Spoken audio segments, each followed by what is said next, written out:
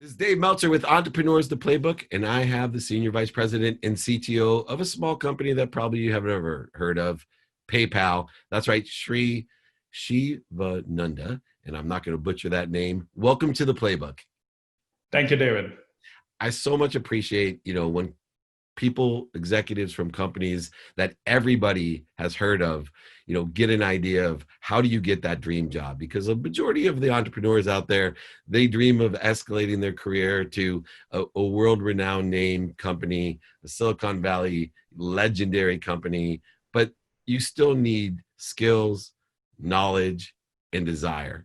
So, I want to start there with that development. How important or focused was the skills that you were creating compared to attaching yourself to some big idea or dream? The skills were very critical, of course. And the thing is, not all of us start with the ambition of figuring out a career ahead of time. This is not like there's a lighthouse at the end of this journey that you're trying to get to.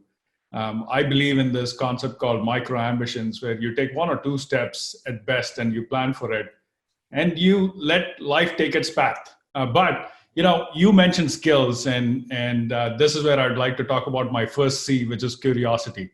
I think curiosity is at the core of everything that we do in what I call a career campaign, which, by the way, career is a campaign. It should be structured. It should be planned. It should be something you think about. Not everything will go your way, but it all starts with curiosity, this fundamental desires to want to know about everything, about technology, about people, about markets, about economies, and such. And that makes the foundation of the learning that you use to build skills. And not just that, but also personal development. Because we are not constructed out of college to actually deal with everything that's going to come our way in our careers. And there's so much to do in terms of developing every single day. And curiosity is that first foundational trait that you need. And by the way, if you don't have it, no big deal. It can actually be developed. You nailed it too. So interesting. I even said earlier today, I know you've listened to a few of my podcasts as well. My oldest brother, when I graduated high school, my mom's motto was doctor, lawyer, or failure. And I have a feeling that maybe your parents had the same type of professional aspirations for you. I wanted to be a professional athlete, but at 18 in college, I realized my very first play that was not going to happen. And so I visited my brother at the hospital, and I was 18. I didn't know any better.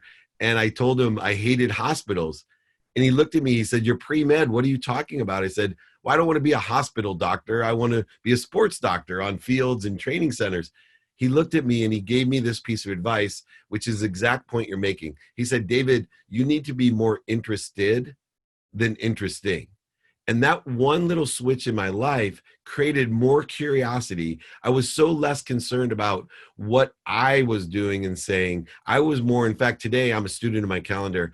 I have study time prepared of what I have planned every day, 2 research times, I call them, to study things, because there's a luck formula that's attention plus intention equals coincidence, and allows for that career campaign that you talked about. What else complements that curiosity? Because it's one thing to do the research and pay attention, and now we have to give intention to it. So your career is filled with, hard work, long work, smart work, efficient work. I can see, what are some of the other things that we apply to curiosity once we find out maybe here's a good starting point, I'm going to continue angling my journey to a greater potential? Those are great words that you shared, and some amazing advice that you received as well.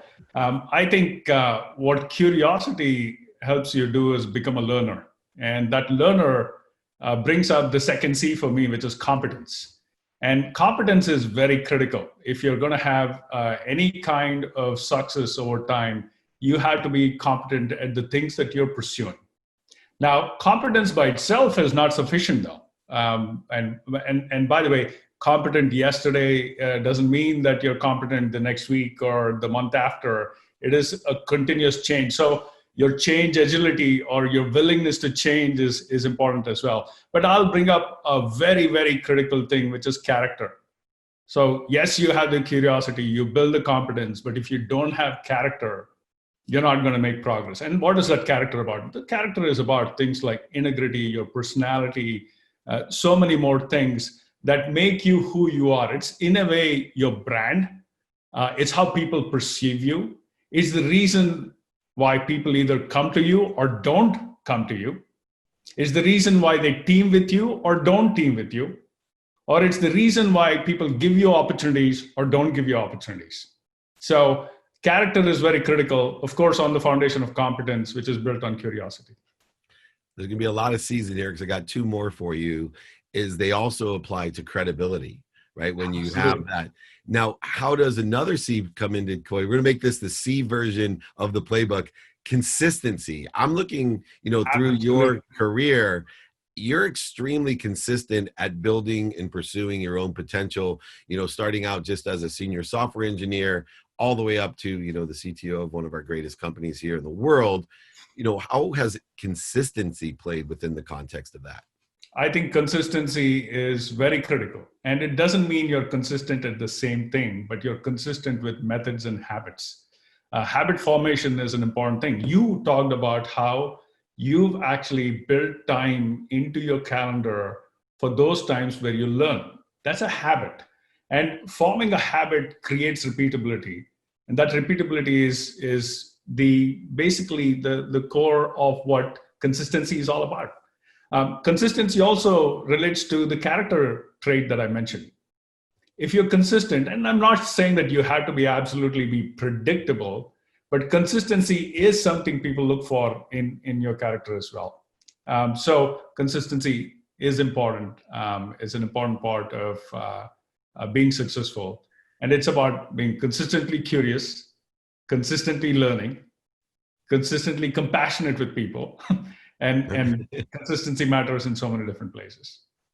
It absolutely allows us to another C allows us to have compound interest of the positive things that we're trying to have in our life. And compound interest is something that PayPal has experienced, and that all great businesses understand that if we do all of those things with character and consistency and creativity and curiosity, that it doesn't happen overnight.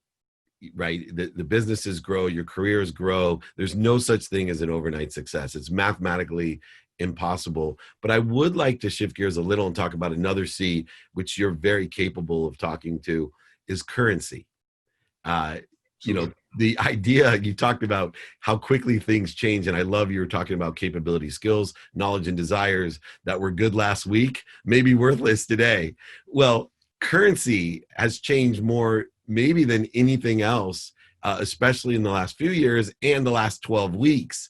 The idea, can you explain to people what currency means to you and how it is rapidly changing, and how that dynamic of value works within the context of currency?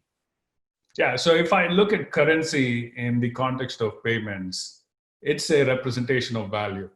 It is something that can be exchanged. And it is something that has existed for the longest time. I'll actually step back and take you back a long time in history. And if you look at the very early days of human community formation, there was exchange, barter. The currency was actually the goods itself that people exchanged. It might have been fish for some grain or whatever it might have been, but there was a medium of exchange. And then when there was not enough things to exchange, what happened is currency value got virtualized for the first time. And I'm talking about centuries ago, and I'm talking about virtualization. But what I mean is it became something different from the thing you were exchanging. There was a representation of it, whether it was a metal coin with some precious metal, or eventually currency notes and so on. And it was not till the 50s that the first credit cards were actually introduced. And it started off as store cards in most cases. And it was not till the early 2000s or the first decade of 2000s that you could now actually pay with a mobile phone and so on. The physical form of currency continues to exist. And what we have seen, like you said, in the last 12 weeks is that physical form of exchange has now become an issue by itself.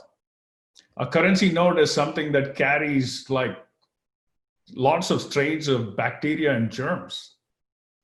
Touching it has become an issue, and touch is something that can spread the virus, as it's been noted.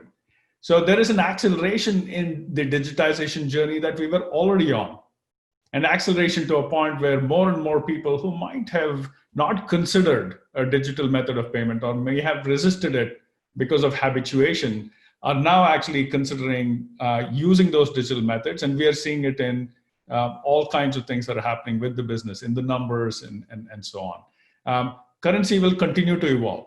It'll get fully digitized. It'll be something that will actually shift a little more into the background, because the main act that somebody is conducting during shopping is getting something. Payment is a necessity, but that can happen more conveniently, more seamlessly, digitally, with higher levels of security and fraud protection and safety. And that's an inspiring journey, an amazing journey, and for those of us in the business, a thriving journey as well.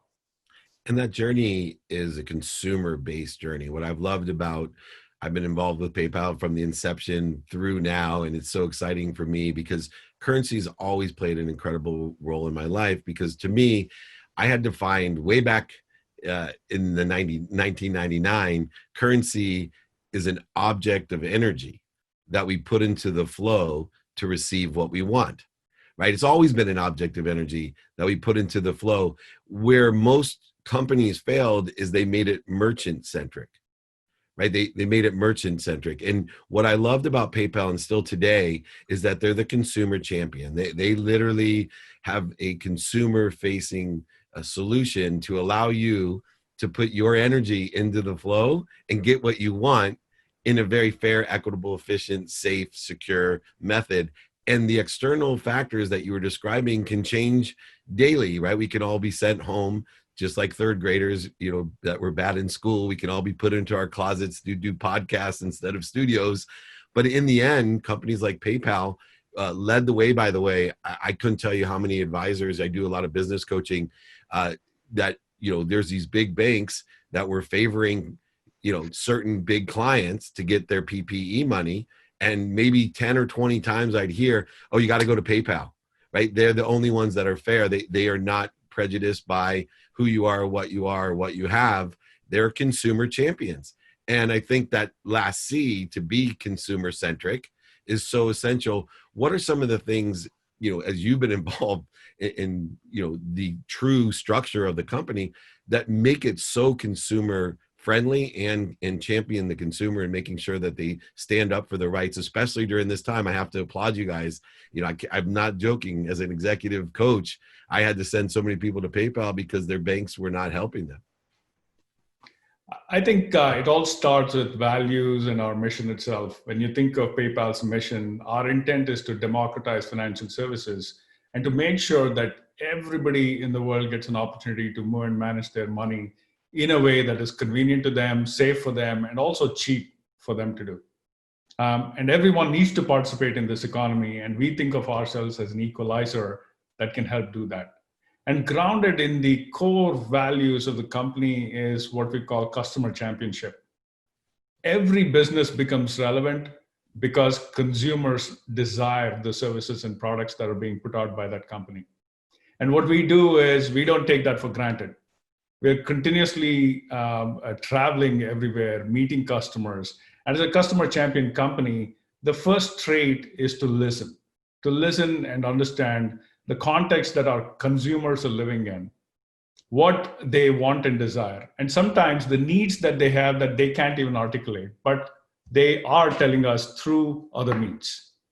Now, taking that back and using something called hypothesis-driven development, where we don't claim that we have all the answers, but what we are is a learning organization that takes new sources of education from our customers every single day, formulates ideas based on that, develops that idea into a product or service, puts it out there to experiment with our customers, take the signals that our customers are giving us, and tweaking that one step at a time, and taking an iterative approach to building delightful experiences. And when delightful experiences occur, our consumers come back over and over again. It builds loyalty. And therefore, that loyalty in reverse creates commitment on our behalf to our consumers to make it even better. So it's a flywheel that keeps going. So once, even within the conversation that you have within the company, we always talk about how we make prioritization decisions. And it is always based on customer first, company second, organization third, and individual fourth. And because we all align to that framework of prioritization and decision making, most things get resolved. And most things are things we end up aligning around because we center it around the customer. That is an almost undeniable thing in our minds in terms of saying, what would the customer want? What would the customer say? What would the customer desire? How would the customer feel? And being customer-centric is what being relevant is all about, and being successful is all about. Absolutely. And the most successful companies that I've come across worldwide have always thought about, and Steve Jobs was terrific at this as well, is what is that consumer experience, commitment, all of the great C's that we've talked about, and PayPal does such a wonderful job. Last question real quick. I've done my research on you as well, Sri, and, someone told me that you were more a whiteboard guy, that you would much rather show everybody than explain. And I'm like, oh, good. I will just have to tell you, you explain things very effectively. So I'd love to see you whiteboard this thing for me, because if this is the level of what you're not good at, I can't wait to see what you are good at. Last question. I see PayPal, as a currency company. My perspective of currency is so important, because I think that to get what we want in happiness, that I always say we need to receive what we want in order to give it through us for others. And PayPal to me is the classic example of living in an abundant world of more than enough, where you receive things through and appreciate it with gratitude and adding value and giving it to others. I'm going to ask a different question than anyone's probably asked you, and test your whiteboard skills as well, that you could explain this. But I believe there's one other currency that PayPal puts into the consumer that a lot of companies don't. Right. And when I say that, there's, usury type of regulations and things that go on with other companies because they don't have this. I see the people and the company of PayPal of understanding the currency of faith. Right. Faith is something, putting faith into our country, our system, our people is so essential, because faith, as well as a currency, is an object of energy that we put into the flow to get what we want. And if we put faith in what we want, I believe we get what we want. If we put faith in what we don't want, I believe we get what we don't want. What is your perspective working at PayPal as the CTO, as faith as a currency in that definition? It's a great question. And I will actually maybe introduce another C, which is culture. And culture is so important at a company. And I already mentioned, it starts with our mission and our values. It starts by looking at what our leaders are saying every single day. It is based on the compassion we have for each other. It's based on how we create a fabric of inclusion in the company where everyone's voices can be heard. It's also based on the customer centricity that I talked about. Culture, at the end of the day, is all the unsaid norms that you have that make the company hum. And that's how we live. That's how we aspire to do things. That's how we align. And that is so much about who we are. And that is not just a relationship of leaders and employees within the company. It's a relationship of the community that exists at the company, and a community that's outside of the company. That's our customers, our partners, our regulators, the various governments we work with, and so on. And all of that ecosystem needs to come together and thrive together. Now, you said faith. I'll use a bit of a different word, and I call it trust. I often say that we are in the business of trust. And trust is something that you need to build every single day. It's hard to construct. It's easy to erode. The words that you say, the actions that you take, the things that you put out there in terms of products and services, the things that you do when things go wrong and make it right. All of that matters in cultivating that trust, constructing that trust. And I'll use another word you used, which is it's a cumulative trait. Over time, it accumulates. And the trust in companies is what make them long living and what make them what I call 100-year companies. So yes to faith, but at the core of that, I think that community, that trust building, doing so cumulatively, that's what helps us thrive internally and externally with our customers as well. Which has created an amazing culture, as you said. And this has been an amazing playbook. I'm going to call this the C version, but we're going to give it an A+ rating. And if anybody wants to send me all their favorite C terms that were critical to this playbook, I'll send you a free book as well. So reach out to me. But Sri, what a pleasure it was to have you here sharing your playbook to success. I am no longer going to call you a whiteboard guy. You are an interview guy. You're an incredible interview. You're going to get too many demands now. People are going to want to have you on all the time. Thank you so much for sharing with us. This is Dave Meltzer with Entrepreneurs, the Playbook.